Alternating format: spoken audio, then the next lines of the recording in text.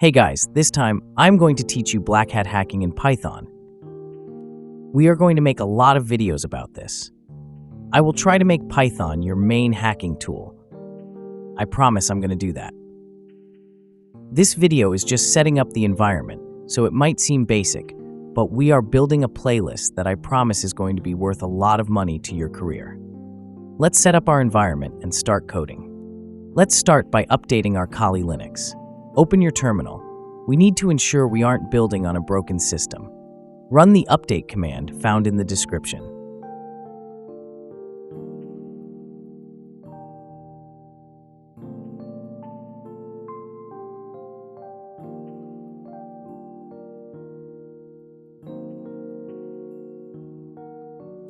Now, let's set up Python 3. The first thing we'll do is ensure that the correct version is installed. The projects we're going to build require Python 3.6 or higher. In the old days, Kali came with Python 2.7 by default, but that is ancient history.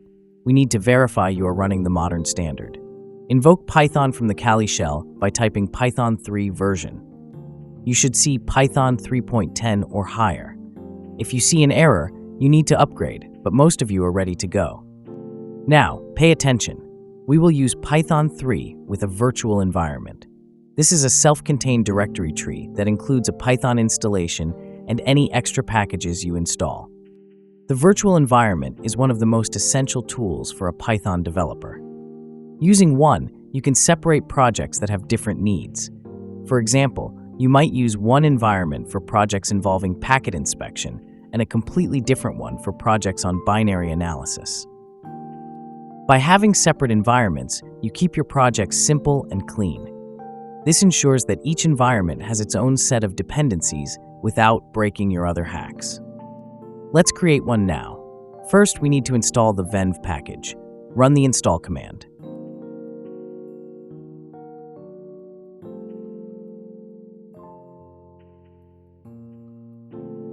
Now, let's make a new directory to work in. We will call it Joe for Black Hat Python. Inside that directory, we create the environment by typing Python 3 nygemm venv venv3.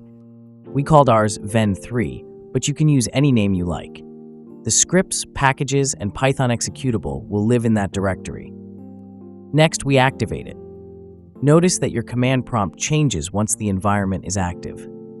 The name of the environment is added to the front of your prompt. This means you are inside the matrix.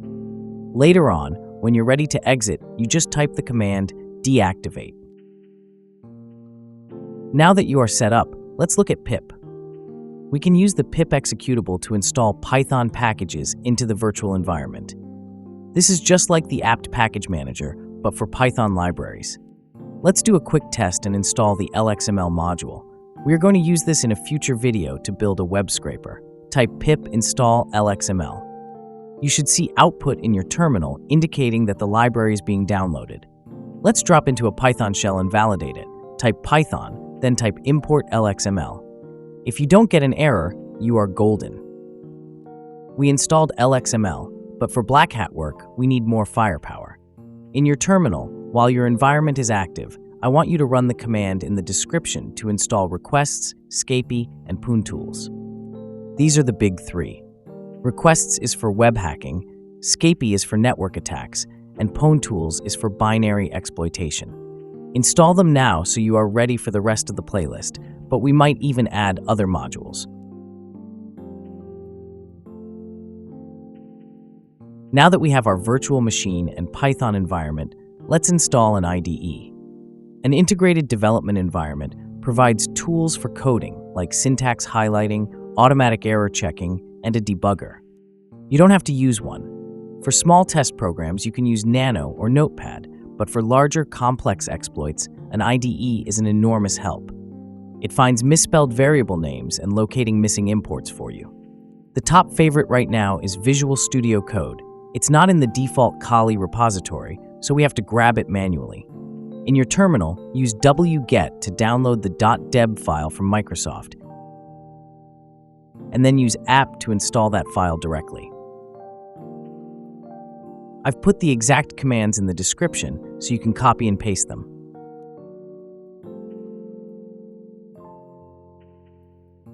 but I'm going to use PyCharm. You can use whatever you want. I like PyCharm, so I will use that.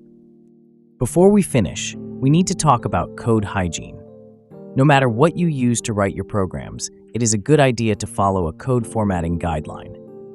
The Python community uses a guideline called PEP8. It makes it easier for you to understand your own code when you read it later, or for others if you share it. Here is how we will structure our code in this playlist. First, at the top of our program, we import the packages we need. We keep these in alphabetical order. This lets you see at a glance what libraries we are using. Next come the functions, then the class definitions. Some coders prefer to never have classes and rely only on functions. There's no hard rule here, but if you find you're passing the same data structures to several functions, that is a sign you should refactor it into a class.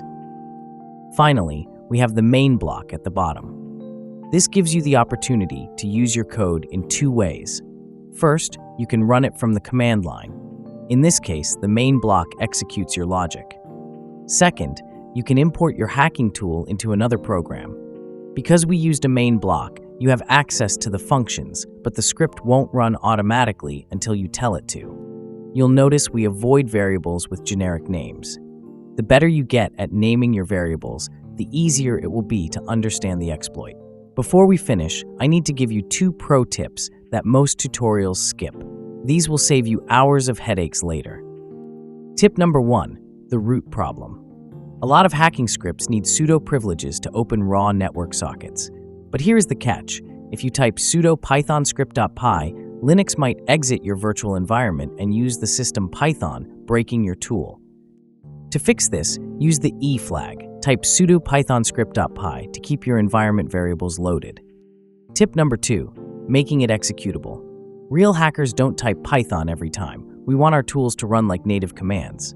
At the very top of your code, always add the shebang line shown on screen. Then use chmod x to make the file executable. Now you can run your hack just by typing script.py. It looks cleaner and it's faster. You should now have a virtual machine, Python 3, a virtual environment, and an IDE. Now let's get into some actual fun. We are done setting up the environment. Do this today. Set up your Python, and I will see you tomorrow. One life, one shot, make it count.